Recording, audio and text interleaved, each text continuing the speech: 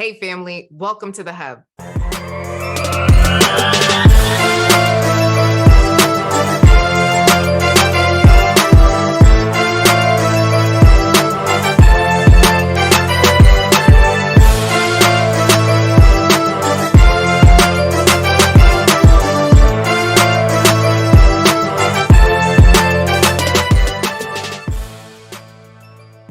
Hey. Yes. All right. So we are here. Welcome to another episode of the Coach Cast Show. Since the last time I came to you, something shifted in the atmosphere. Can you tell what it is? Can you tell what it is? So on Monday, March 20th, I had a book launch party and hundreds of you decided to celebrate with me. And I'm telling you right now, we hit number one bestseller. Oh my goodness. Oh yes, sis. Y'all did that. y'all did that. So I just want to say thank you so much to every single person, woman, child, and in between that decided to buy this book for a friend, for a family member, for a group. I even got my first bulk order. So excited. So if you know a group of women that like to do book clubs, like to read books, know women, period, that are breathing, you should buy this book for them and connect them with me.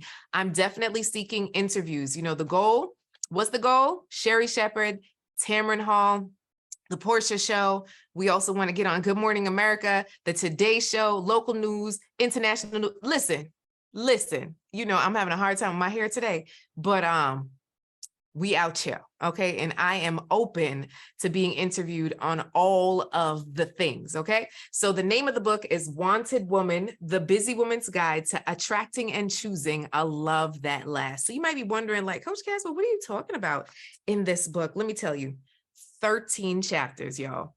We got 13 chapters of goodness, how to heal and find love after heartbreak, creating what I call your love vision board, dial into your feminine side, guide to building confidence in dating, overcoming unrealistic expectations, how to overcome your dating fears, how to choose the right person, stop attracting the wrong guy, how to communicate with men, hallelujah, how to maintain a healthy and happy relationship, and building a community of love. So those are just some of the great things that we talk about in here. And we also have book bonuses for those of you that buy the book. There's a special website in here that you can access to get some cool book bonuses. So yes, you could go on Amazon and get this book. So what am I talking about today? What am I talking about today? Failure. So this past week, we did the book launch on Monday, which was amazing. And then we went straight into the 3-day Wanted Woman Challenge. So I want to say thank you so much for joining me for that. If you were there, go whoop, whoop, right? Yeah, go girl, because you are a wanted woman. And a wanted woman is a woman achieving new triumphs every day. So I am on a mission to impact 1 million women on this. We are not undesired. We are not damsels in distress. We are not disposable. We are wanted women. And it's all about what you want, sis. Yes, a man finds a wife, but you got to say yes, okay? You are a wanted woman. You hear me? Are you? Sis, okay. So I want to talk to you. Let me get my notes together, right? I want to talk to you about, what does failure look like when it comes to love? Right? What does failure look like when it comes to love? And how do you overcome the fear of failure? That's real, right? How many of you have ever felt like, well, I don't know if I'm really going to be successful with this, Coach Cat. Oh, this is just driving me nuts. Okay. I don't know if I'm going to be successful with this, so maybe I don't do it. How many of us are overachievers? And this is why I made the book for busy women, because, listen, y'all always busy. You have all the goals, all the things that you're trying to do. And it's just like, how do I do this?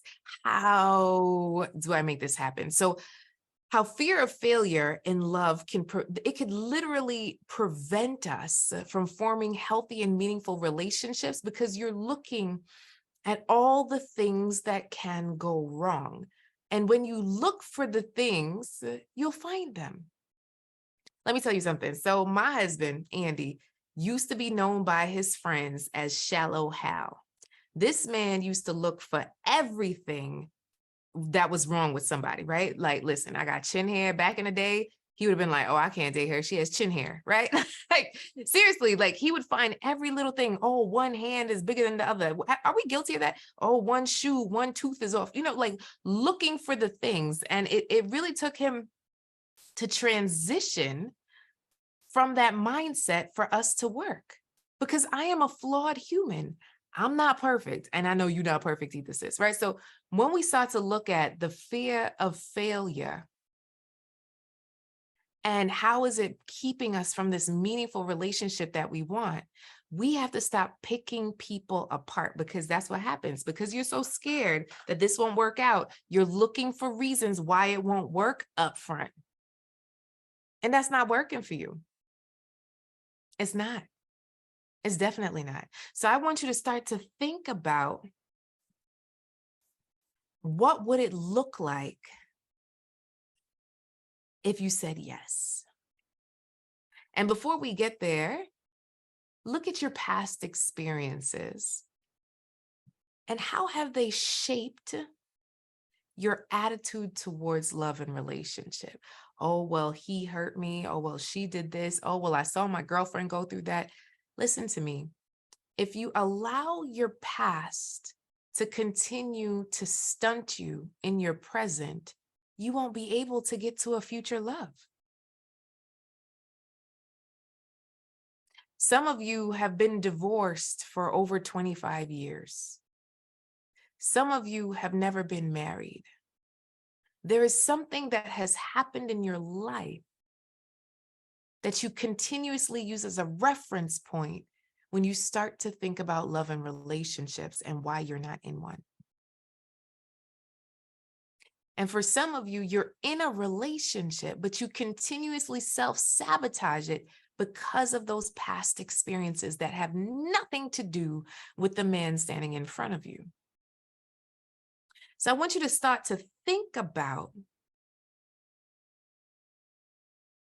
identifying your reference point. What is the one point that you often reference in love and dating? So I know for a fact that I grew up hearing individuals say, I'm leaving, right?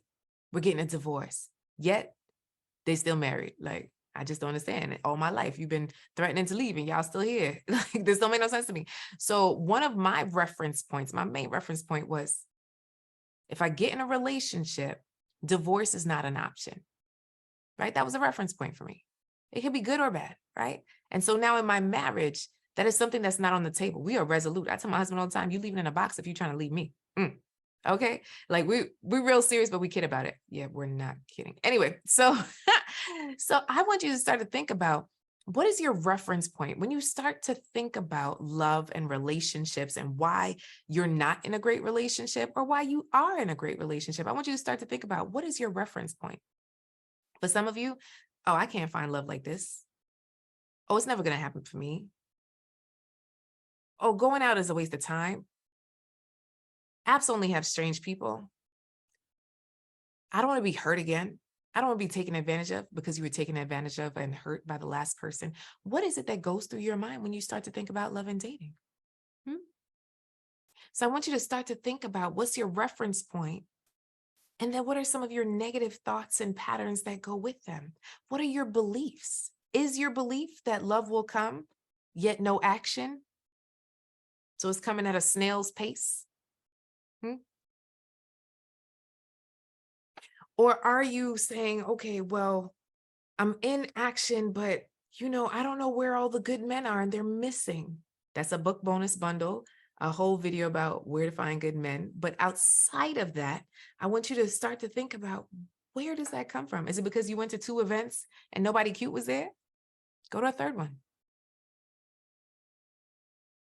I want you to get good at showing up as a wanted woman. I literally just started a TikTok called Wanted Woman Lifestyle, right? So I want us to start exuding what a wanted woman is. And a wanted woman is not caught up in her past. A wanted woman is not worried about the him of long ago. A wanted woman is present.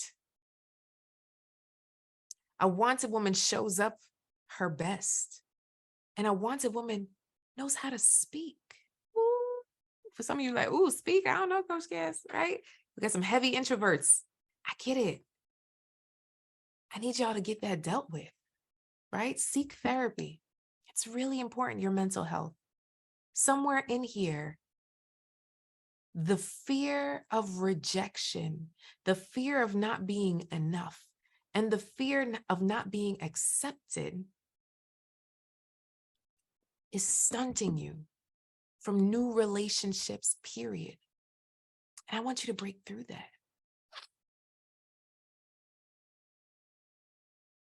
So what I know is for the women in the wanted woman community and in our real love network, our community where we support women in their love journey, is that, what's been beautiful is to be able to see women break out of their shell, set action plans, and then actually connect with amazing people and men, and then choose the right person for them.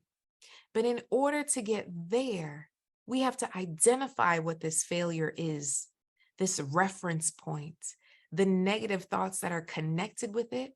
And then we have to call it what it is, but then we have to move past that sucker and say, I need to move on. I need to let that thing go. What do I need to do to deal with that past hurt? Is it constantly on my mind? And release it, sis. Release it to where it belongs, in your past. So I often tell the story of the man who broke my heart, but I'm no longer chained to that story. For some of us, we're still chained to that story and to that individual. For some of us, we're still entertaining him. We're wondering if, oh, maybe one day we'll get back together. Or, oh, maybe I should keep him around. For what? I invite you to start clearing the air. And your belief of, I might fail when it comes to love. You might. But the strength is getting back up again. Get back up again. Oh, getting back up again. Doing something different. Because you're a wanted woman. Period. All right, family, I got to go pick up the daughter. Okay. So subscribe to the episode, give us 5 stars, and I'll see you next week. Okay. All right. Bye. Keep loving, keep laughing, keep living.